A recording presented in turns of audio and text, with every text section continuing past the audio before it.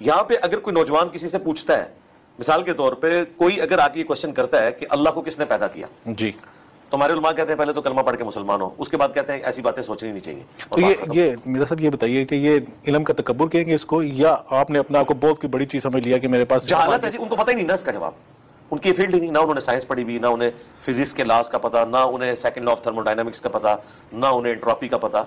इन सारी चीजों को मैंने मुख्तलिफ वीडियोस के अंदर एड्रेस किया है। मिर्ज़े ने उलमा के बुग़्ज़ में आकर जहालत का फ़तवा तो उलमा पर लगा दिया, लेकिन इसको अंदाज़ा नहीं है कि ये जहालत का फ़तवा दरअसल मिर्ज़ा किस पर लगा रहा है। पहली बात तो ये है कि अगर कोई नौजवान इस तरह का सवाल किसी आलिम से आकर करता है कि अल्लाह को किसने पैदा किया, सिर्फ इस सवाल करने की बुनियाद पर किसी आलिम ने उस पर कुफ्र का फ़तवा लगाया हो, क्या मिर्ज़ा इसका सबूत पेश कर सकता है? अगर पेश नहीं कर सकता तो मिर्ज़े ने यहाँ झूठ बोला है। बाकी रही ये बात कि आम आदमी आकर अगर इस तरह का सवाल करता है तो आम तौर पर उलमा की तरफ से ये बात की जाती है कि इन चीज़ों में ना पढ़ो, इन चीज़ों में गौर व तफक्कुर ना करो। तो मिर्ज़ा कहता है कि दरअसल ये उलमा की जहालत है, हालांकि ये तरीका अहादीस में है, सही अहादीस में है। और जो 3 किताबें मिर्ज़े के सामने टेबल पर रखी हैं, इन तीनों किताबों में वो अहादीस मौजूद हैं। मिशकात हदीस नंबर 65 और इसी तरह मिशकात हदीस नंबर 66 जो आपके सामने डिस्प्ले हो रही हैं, इसी तरह मिशकात हदीस नंबर 75।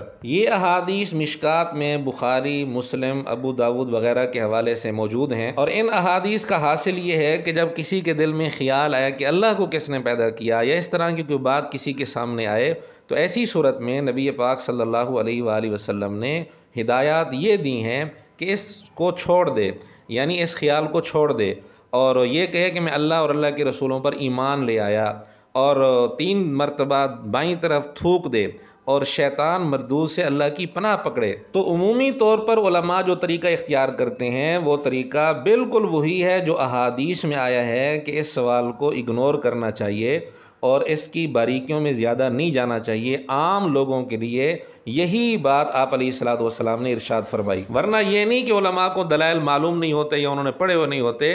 दरस निज़ामी के अंदर इल्मुल कलाम पर कई सारी किताबें शामिल हैं, मसलन शरा अकायद किताब शामिल है। इन किताबों में अल्लाह ताला के कदीम होने पर, हादिस ना होने पर, मखलूक ना होने पर मजबूत दलाइल पेश किए जाते हैं। मिसाल के तौर पर बुरहान तत्बीक पेश की जाती है, बुरहान तमानो पेश की जाती है, लेकिन ये दलाइल ख़ास ज़रूरत के वक्त पेश किए जाते हैं। वरना आम लोगों के लिए, हर आदमी जो भी है ये सवाल करे, उसके सामने ये दलाइल शुरू कर दिए जाएँ, ये तरीका नबी पाक सल्लल्लाहु अलैहि वसल्लम की हिदायत के सरासर खिलाफ है। हमने सही अहादीस आपके सामने पेश की हैं, जो किताबें मिर्ज़े के सामने टेबल पर रखी हैं उन्हीं किताबों में ये अहादीस मौजूद हैं। हजूर अलैहिस्सलातु वस्सलाम ने ऐसे मौके पर हिदायत उमूमी तौर पर क्या दी हैं वो उनमें लिखा हुआ है, लेकिन मिर्ज़े ने ज़िद में आकर ये फतवा जड़ दिया कि जो उलमा कहते हैं कि इस सवाल को इग्नोर करो, छोड़ो, तो ये जहालत की वजह से होता है। ये फतवा अहादीस पर लग रहा है, नऊज़ुबिल्लाह। सवाल ये है क्या हजूर अलैहिस्सलातु वस्सलाम ने इस मौके पर जो हिदायत दी हैं अहादीस में, जो हम पेश कर चुके हैं, नऊज़ुबिल्लाह नऊज़ुबिल्लाह नऊज़ुबिल्लाह, क्या आप अलैहिस्सलातु वस्सलाम ने ये जहालत की वजह से फरमाया था? नऊज़ुबिल्लाह नऊज़ुबिल्लाह। तो मिर्ज़े ने इस तरीके को जहालत कहकर बात कहाँ तक पहुँचा दी।